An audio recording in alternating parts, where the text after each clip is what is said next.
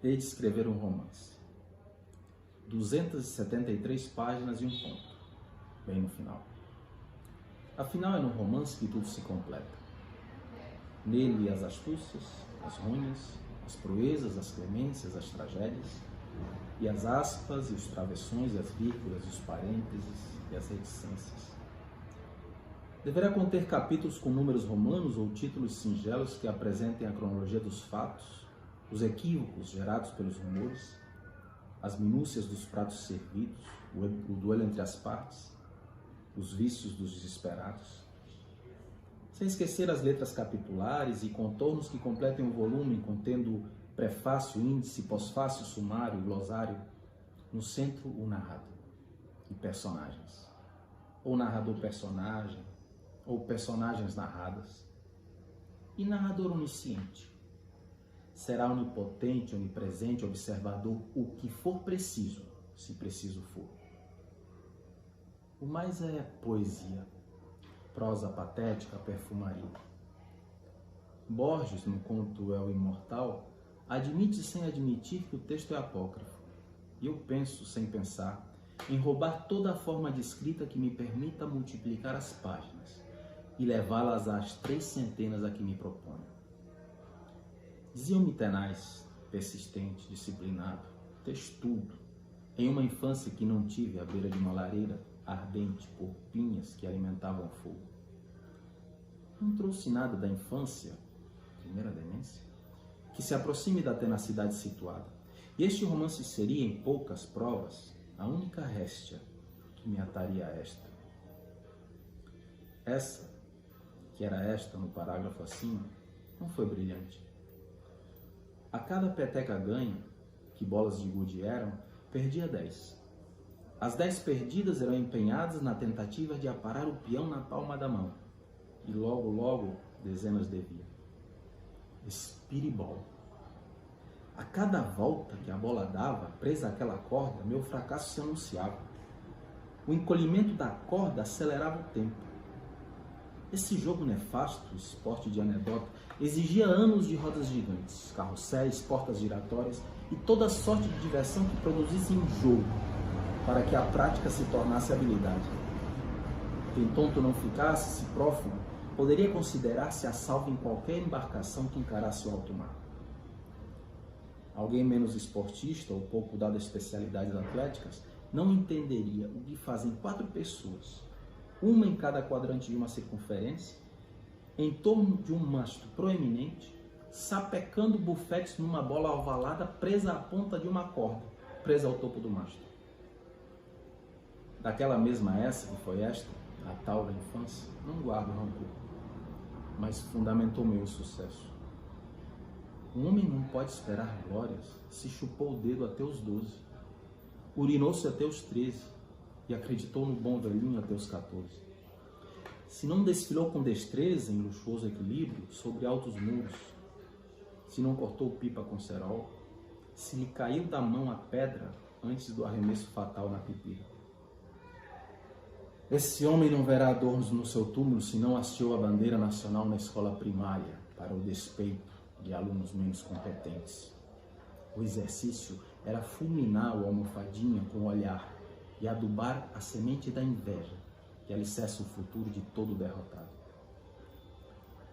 No romance, um episódio vira telenovela. Um acontecimento simples derrama-se em palavras descritivas até esgotar o tema. Quando cortei o dedo, fato mais trágico da minha infância, não sei se ainda morrerá na infância, que continuarei quando escrever o meu romance. O vermelho inundava o horizonte do olhar. Sangue, sangue, sangue. O primeiro contato com essa gosma doce revelou meu interior. Era feito de líquido. Se furado, poderia escorrer pelo ralo. Parece cômico, porém, como cataloguei trágico, permanecerá assim. O impacto dessa revelação na maturidade dos meus 5 anos esvaziou meu projeto, ainda não elaborado, de um futuro extravagante. O que pode conquistar um ser que se esvai? Líquido é algo que escorre pelas mãos, não se aperta, quase não se apalpa, não se controla. Se tivesse que escolher a matéria mais desprezível, seria o livro. E perceber-me fluido sentenciou meu destino. Logo tudo turvou, e se não esvaí, apaguei. Por esse fato, conto 8 dedos e meio nas mãos. Outro meio não valeria nem para uma croniqueta. As consequências nunca me impuseram uma elucidação das circunstâncias em que o ocorrido ocorreu. Contam que não consegui divisar as polias e correias de um motor que me abraçou. Meus dedos e os dentes das engrenagens da máquina formaram um nó inextricável até ser cuspido pelo monstro férreo com os dedos subtraídos. A memória gentil nos poupa certas lembranças. Contado por quem viu, e passados 55 anos, jamais se saberá ao certo o certo. Penso se serei macunaímico. Um ser arremessado ao mundo com meus predicados poderia fundar um transatlântico. A moral imperativa do meu caráter me obriga à confissão. Nunca li o romance referido. Contudo, estou convencido de que seu conteúdo sombreia minha trajetória e buscarei com garras e presas a rubrica final na obra, desprezando o infortúnio de suas qualidades. Se Joaquim, Josés, Mários, Joãos puseram seus nomes subsequentemente ao almejado ponto final, por que não um Antônio? Meu nome. Capítulo 2. Ironia. Antônio. Inestimável. O que não tem preço. Fato, não serei eu o narrador do romance. Tampouco o personagem. Faltam-me atrativos trágicos, infortúnios, mágicas revelações, confissões sorumbáticas, meditações, reflexões. Medianamente vivi. Corrijo. A média foi minha máxima. Certo. Narrador não posso ser. Se fosse, só poderia escrever um único romance. Só consigo ser eu, pensando ou escrevendo. Isso restringe minhas possibilidades. Se eu pudesse escrever outros, bom seria. Se não, se finda, e farto estou. Que seja somente este, como sou, porque sou o que será. Mas sei que não serei. Como é que é? Me pergunto. Palavras. De qualquer maneira, há tamanha força nas páginas coladas, costuradas e encadernadas de um livro, que desprezaria a contundência das suas palavras, se o volume fosse maciço, pesado e rijo. Bastar-me-ia com olhar a larga lombada do exemplar, arrumado nas estantes das bibliotecas e livrarias, a humilhar impressos que não se dignam a ficar em pé. Colecionei durante anos todo e qualquer tipo de livro que fosse grosso. Minha coleção supera os 5.000 títulos. Melhor, volumes. Títulos se repetem drasticamente. Bíblias somam mais de 30, de diferentes pesos e tamanhos. Todas superam o quilo e possuem largura mínima de uma dezena de centímetros. Capas duras, algumas de couro, outras de linho. Catálogos telefônicos também se repetem. Porém, entre Bíblias e catálogos desfilam os Virgílios, os Édipos, os Ulisses, os Faustos, esperando, sem uma única partícula de poeira, uma futura leitura. E os Quevedos, e os Dantes, e os Boccaccios, e os Hemingways, e os Tácitos, e os Guimarães, e os Caldeirões de la Barca, e os Rabelais, e os Lopes de Vega. Quando comprava um novo livro de Cervantes, Quixotes eram meus preferidos, todos os livros posteriores à letra C mereciam uma nova arrumação espacial que levava, em média, 3 dias. Se a aquisição fosse um Terêncio, o arruma-arruma era menos demorado. Humbertos, Verlaines, Wildes, Josés, Iedas, Zuenires, e tudo estava acomodado novamente, por nomes ou sobrenomes. A ordem variava conforme o humor. Nos anos os nomes eram as estrelas, noutros os sobrenomes. Nunca me convenci por um. Perguntava-me, que nome representaria melhor o autor? Graciliano ou Ramos? Alfonsina ou Storm? Um dia amanheci, cabiscaído, taciturno. Quando dei por mim, já havia escovado os dentes e lavado o rosto. Os passos posteriores foram percebidos claramente e revelaram-se tão insignificantes quanto os outros. Desjejum, nova asepsia bucal, roupas usadas entre casa dando lugar às roupas de vestir, folhas de jornal refletidas nas retinas e uma topada no degrau anterior à porta como aviso de que me encontrava prestes a sair. Saí. Claro que a busca pela livraria mais próxima seria a minha cura. Um novo exemplar espantaria todos os males, mesmo não reconhecendo o tal. Como seria? Perguntava-me. O mal? Respondia-me. Não, o livro. Replicava-me em diálogo mudo, imaginando a textura do futuro livro, sua medida, porosidade, gramatura. Penso se serei Riobaldinho. Não li o Grande Sertão, contudo, se fosse escrevê-lo, Riobaldo seria como eu, prolixo. Enquanto caminhava, remanchava. Arrastava meu corpo sobre o mar de asfalto a assar a sola dos meus sapatos. A livraria se aproximava, e certo estava de encontrar o Euclides da Cunha. A largura dos sertões é insuperável. Chegando, entrei. Prateleiras. Palavras que revelam pratos e escondem livros. Colchete.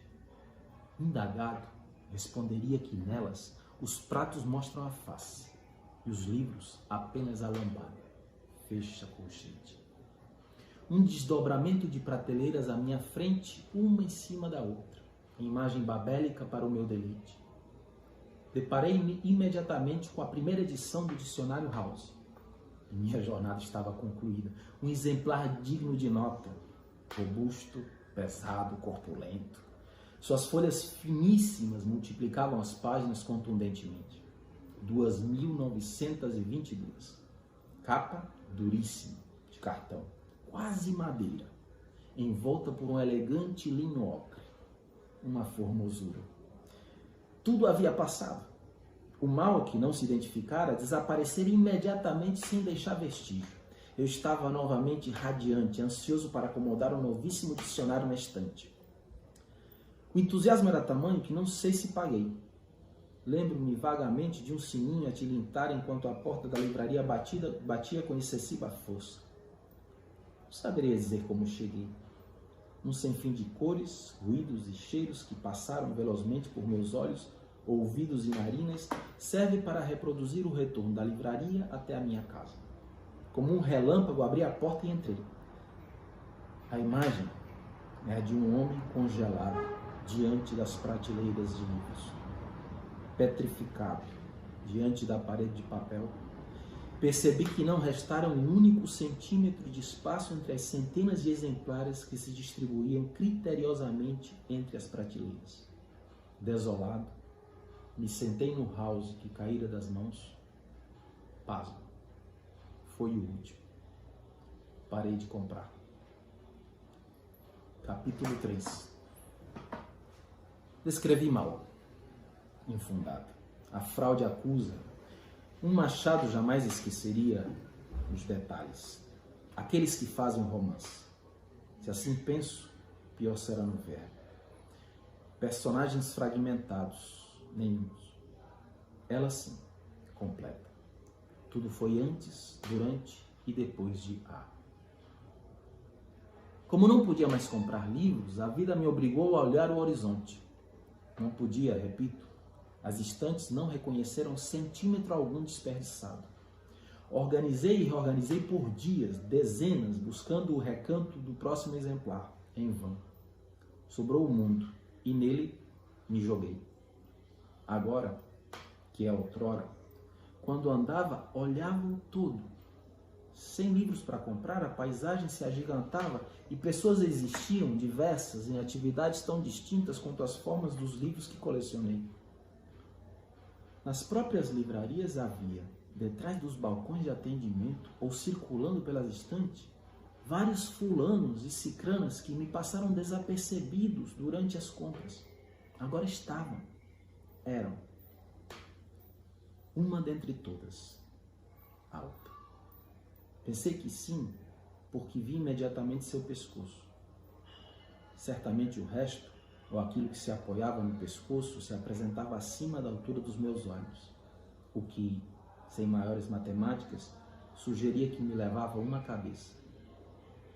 Não me incomodara o fato. Minha masculinidade preservada. Quando a angulação da minha cabeça aumentou, buscando sua face, me assustei. Sim, sua beleza me apavorara. Contados brilho de diamante, candelabro barroco, nó de forca e garça, nada poderia haver de mais belo. Um rosto e a luz se fez. Pormenores de outra natureza, por enquanto, me parecem descabidos. Boa tarde, falou. Falou-me a voz. Falara comigo? Estaria disposta a dirigir-me a palavra? Ou eu delirar o som saído da sua boca? Vacilei, respirei, tremi, refleti, suei, fervi, sofri, titubeei, engoli, decorei, esqueci, improvisei, respondi. Tarde, foi o que saiu. Não registrei um único fato posterior ao fato. Não sei se sorriu, se passou, se parou, se esperou ou se foi. Para mim bastara o simples e enigmático cumprimento que tornara a costumeira sequência monótona das horas numa orgia de sensações inexploradas, emoções inexplicáveis geradas pelo contato entre gêneros que eu desconhecia. Era isto que sentiam os seres dados ao contato com outras? Perguntavam, num tom tolo e canastrão, crente de haver realizado a conquista nuclear. Núcleo, falo do centro, da esfera, da essência em que eu acreditava. Ao responder ao aceno verbal da moça, eu me assumia sociável e me colocava no centro da esfera social que existia entre ela e eu.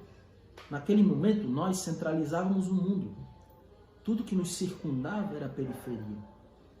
Miserável como sempre fui, não provara em todos os dias anteriores a esse maior destaque. O joio, o trigo, poder ser pão pela primeira vez. Como amei aquela voz sem saber o que amar fosse. Como amei voz aquém da necessária para uma resposta. Como se desfaz o nó do acaso quando o destino crava as unhas nos fatos e nos transforma em criaturas de Deus. Eu existia, estava, éramos dois em uma só palavra. Boa tarde, ela disse, e eu, tarde, respondi. O reluzente espelho da sua alma me alvejara com o brilho do sol. Como posso escrever? Se tivesse que detalhar esse momento, falharia. Qualquer pretensão de tornar-me um romancista, hei de escrever? Enquanto pensava tudo isso que agora repenso, realizava outro dos tantos trajetos autônomos que me levaram a lugares durante a vida. Desta feita, a porta era do Nicolás. Amigo? Talvez. Companheiro de modos, melhor. Encontrei-o contando macarrões. Ele precisava colocar meio pacote na água fervente para que bastasse. Me esperava para o jantar. Como ele demonstrava tremenda dificuldade em lidar com uma metade do pacote com menor ou maior quantidade do que a outra, contava-os, uma vez e meia. Primeiro contava todo o pacote, para somente assim conhecer a quantidade total de macarrões. Matemática. X dividido por 2 é igual a Y. De posse do valor de Y, procedia com a nova contagem até chegar a Y. Quando interrompia, por ter certeza absoluta que a parte que ficara no pacote continha igualmente Y. Somente assim, a massa atingiu o escaldo. Esperei que finalizasse a tarefa para contar-lhe minha façanha. Sabia que qualquer palavra dita durante a operação encontraria ouvidos surdos. Falei com uma mulher, disse-lhe. Não falastes, respondeu-me, plantando o fel da dúvida. Estaria louco? Ele? Eu? Pode um homem mergulhado em livros confundir realidade e ficção ao ponto de não se ver, perceber-se ou sentir-se vivo diante de uma mulher? Eu estive lá, tinha certeza. Mas estive em tantos lugares que não estive, que duvidei.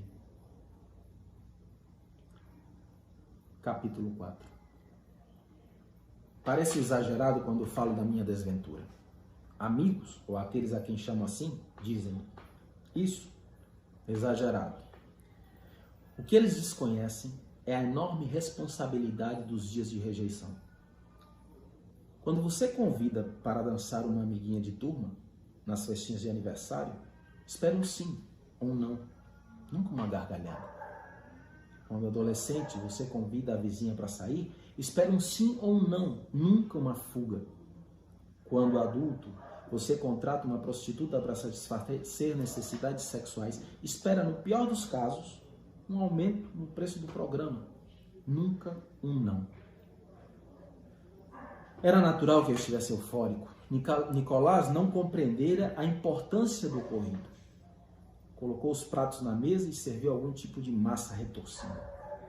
Dessas que no nome levam um monte de R's, L's, S, I's e T's. E tem formas de cone, cilindro, trouxinha, fio, parafuso, gravatinha. E como todas são apenas farinha, ovo e azeite, endurecidos. Comi. Em silêncio. Nicolás degustava e eu buscava uma forma de convencê-lo da minha conquista. Rompeu o silêncio com a típica e interminável descrição do macarrão. Pasta! Repreendeu-me, enquanto mastigava um bom bocado. Esta que tu chamas macarrão é uma das mais nobres massas italianas, rigatoni. Percebes como a textura reage aos dentes? Como o tamanho completa a mastigação? Não, respondi, enfadado. Como um monte de farinha poderia ser mais importante do que o episódio que eu vim contar? Ele não ligava. Estava convencido de que era outra das minhas fantasias e tentava desviar minha atenção, atento a uma possível decepção futura. Era gentil, preocupava-se. Tentei não amuar. Amuei. Gotas de silêncio empurravam o macarrão e descia. Murmurava o italiano. Réplica. E mais macarrão com silêncio aquático. Minha euforia não passara. O silêncio apenas dizia do meu desencanto com o outro. E minha estranheza e minhas entranhas estavam a gritar de júbilo e gozo, esperando que a mudez propositiva provocasse no anfitrião a curiosidade necessária para romper o vazio de palavras. Ilusão. O tempo passava e o jantar findaria sem que fosse dita uma única.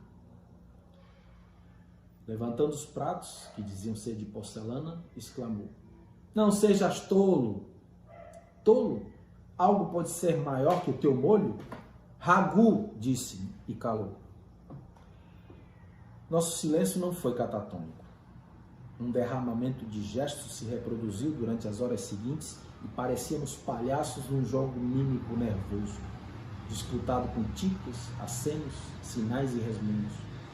Quando rompi o silêncio, quis exigir uma desculpa. Questionei por que relevar a minha notícia. Quanto prazer sentia em não aceitar minhas conquistas.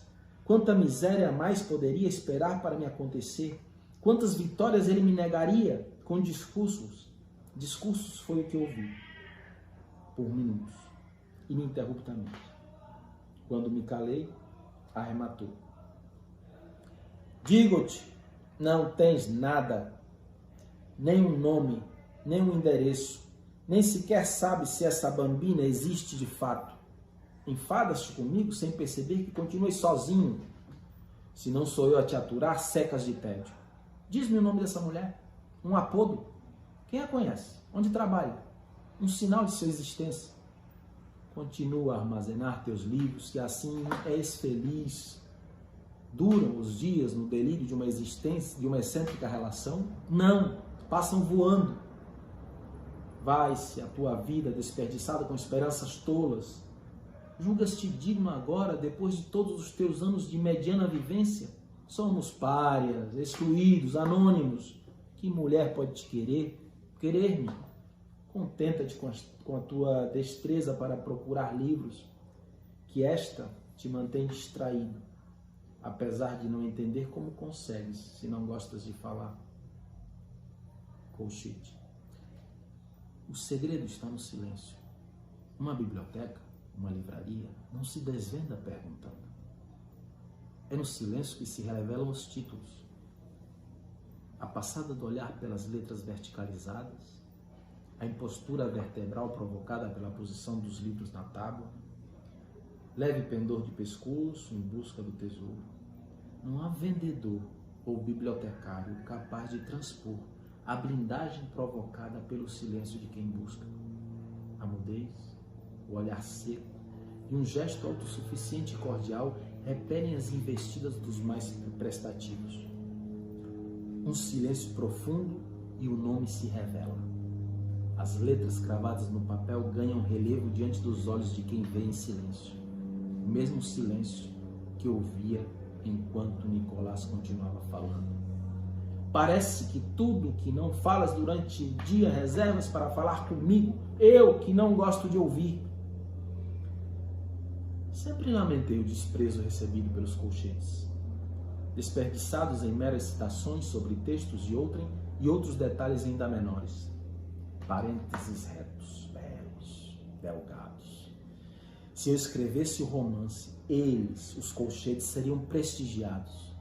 Transformá-los-ia num instrumento para guardar escrito o que penso no momento em que estou escrevendo, o que pensei anteriormente. O caso é que o italiano devolveu-me o solilóquio. Era típica do infeliz a disputa pela última palavra. Sempre. Apesar disso, aceitei. Não tenho nada. Ou tenho? Capítulo 5. Eis a questão. Ela. Havia um rosto, havia um gesto, havia um pescoço, havia um gênero, havia uma medida, sua altura. Havia, não era. Ser é outra coisa. Ou não ser, se eu delirara. Quem será? Quem seria? Quem fosse, eu descobriria. Haveria também um corpo, mas desse não poderia falar ainda. Não o conhecia nem de vista. Minha timidez jamais me permitira olhar diretamente para um corpo de uma mulher sem ruborizar. Portanto, eu evitava. Hoje não é diferente. Mas vou me concentrar na descoberta. Descobrir era meu ofício. Garimpeiro de títulos como eu jamais houvera, e não me escapava autor por mais exótico, que dirá uma simples mulher. Simples foi uma indelicadeza. E ofício é modo de dizer. Meu ofício verdadeiro não caberia no romance. Se eu fosse escrevê-lo, inventaria uma profissão mais nobre. Nestas anódinas linhas, até que cabe. Sou vendedor. O serviço não tem o atrativo necessário para as letras. Falta-lhe vigor, nobreza, encanto. Não trago uma ocupação elegante que a simples descrição valesse um capítulo. Vendo qualquer coisa. O infeliz, o italiano, o do jantar, resmungaria. Como consegues se não gostas de falar? O segredo está no silêncio, de novo. Vendedores gostam de falar. Eu calo. Eles prolixos, fanfarrões, verborrágicos, charlatões. Eu mostro, aceno, aponto e aperto a mão. O aperto é firme, confiante e honesto antes da venda. E grato, gentil e satisfeito depois de consumada. Palavras são inevitáveis, mas nunca superam as necessárias para informar o valor da mercadoria, sua qualidade e, no máximo, a utilidade que o comprador pode lhe dar. Tenho uma habilidade que me propiciou resultados econômicos investidos em livros, até o episódio que mencionei há pouco. Sem a despesa, os valores começaram a se acumular e cheguei a guardar cédulas por todas as partes da casa. Nunca equacionei bem a relação entre dinheiro e compras. Comprar o quê? Bastava-me o que eu tinha e acumulava o que não gastava. Não poupava, apenas guardava. A busca exigiu providências que fizeram com que despesas surgissem. Passei a frequentar o local onde a vi. Ilusão imaginar que de cara lembraria qual foi o lugar, tamanha automatia dos meus trajetos cotidianos. O fracasso do esforço mental me obrigou a refazer o caminho, concentrando-me na mesma falta de concentração que me levou ao local buscado. Caminhei inadvertidamente por horas, sem reconhecer o ambiente, nem redescobrir o curso. Portas de bibliotecas, livrarias e revistarias se abriram e fecharam como uma obra de Volpe, trocado o desdobramento de bandeirolas por retangulares portas coloridas igualmente desdobradas. Repentinamente uma porta brilhou mais que as outras. Se eu escrevesse o romance, seria obrigado a descrevê-la? Quem, em sã consciência, pode se interessar por 6 linhas de jatobá verticalmente posicionadas e enjambradas por saliências macho encaixadas em entrâncias fêmeas, enquadradas em uma moldura de madeira da mesma espécie, coberta por um suave verniz fosco e assentada em um marco entalhado manualmente? Era apenas uma porta, e só brilhava mais porque as outras, porque o sol caíra, e o neon do cartaz anunciante refletia parte da sua claridade na superfície receptora. Nunca li A Paixão segundo G.H., mas não creio que Clarice perdesse tempo com portas. O brilho dessa não compunha motivo mágico, mas acreditei que sim, porque o tom da luz se assemelhava ao brilho que seu rosto irradiava no dia em que eu lhe disse boa tarde. Um azul celestial que confundiu a verdadeira cor dos seus olhos. Só depois de longo tempo fui conhecer a cor verdadeira. Um caramelo acinzentado com auréolas sutilmente esbranquiçadas. Entrei, em vão. Com um aceno anunciou, nosso encontro não foi à tarde, e nenhuma luz artificial poderia brilhar antes do sol se pôr. Detalhes. Frustrado, persegui o local até ouvir o tom da voz que vinha de dentro do marco da outra porta. Seu Antônio? Sim, era atendente de uma das livrarias que estava por fechar e se dirigia a mim com uma intimidade difícil de entender. Só me atrevo a chamá-lo pelo nome porque vi que o senhor respondeu àquela moça outro dia. Foi aqui?